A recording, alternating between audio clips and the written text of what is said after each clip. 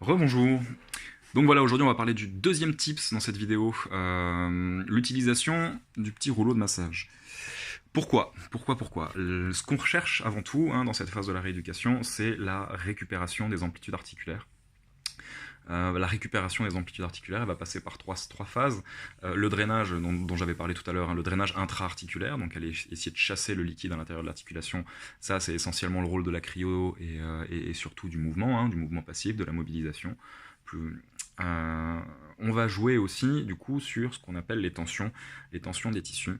Alors il faut savoir que le corps humain, c'est pas juste une histoire d'os et de muscles. Vous avez tout un tas de tissu, moi que j'aime bien appeler du tissu architectural, qui correspond à ce qu'on appelle dans le jargon les fascias. Vos os sont soutenus par plein de tissus, vos organes restent à leur place grâce à d'autres tissus, vos muscles aussi bien entendu. S'ils ne sont pas fixés au reste du corps, à la peau et autres, tout ça se baladerait un petit peu n'importe comment. Ce tissu qu'on appelle les fascias sont des tissus qui vont avoir tendance à se rétracter.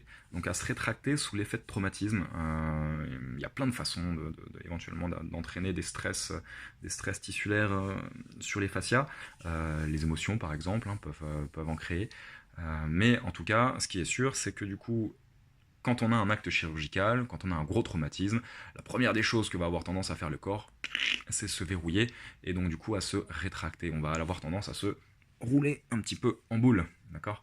Là c'est la même chose, d'accord ? Mon genou, il a été opéré, il y a eu un traumatisme, d'autant plus que le chirurgien, je rappelle quand même, il est venu prélever un petit morceau de mon tendon ici, qu'il a ensuite torsadé pour mettre à l'intérieur de mon genou pour remplacer le ligament. Ça veut dire qu'en gros, il m'a créé une lésion musculaire.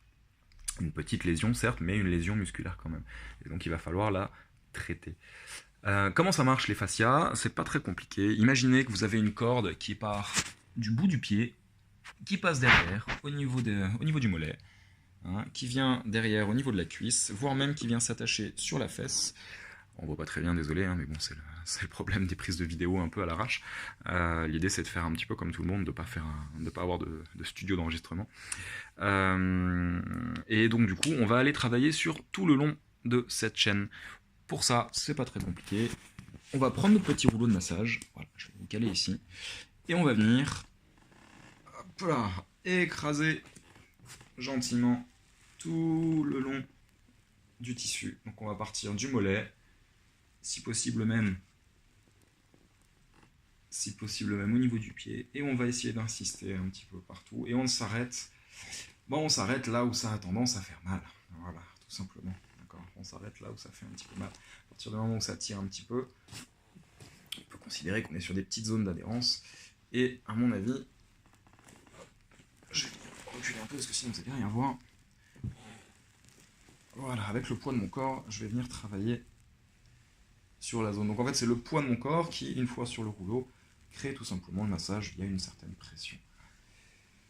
Voilà, et de cette manière-là, en allant travailler une dizaine de minutes dessus, on va créer une détente, d'accord ? Une détente des tissus. Encore une fois, ce n'est pas juste cette action-là, c'est l'ensemble de toutes les actions que vous allez faire au fur et à mesure qui vont améliorer la situation. Je rappelle que tout ça, c'est à faire en complément des séances que vous pouvez faire, que vous allez faire chez votre physio, chez votre kiné.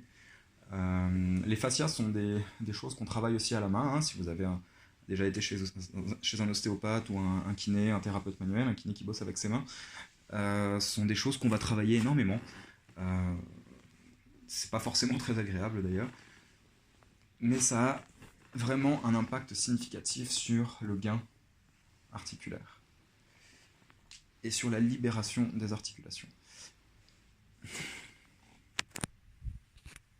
Voilà, allez, ça sera tout pour cette vidéo. Moi je vais continuer mon petit travail dessus, et avant d'attaquer l'électro. Allez, à bientôt!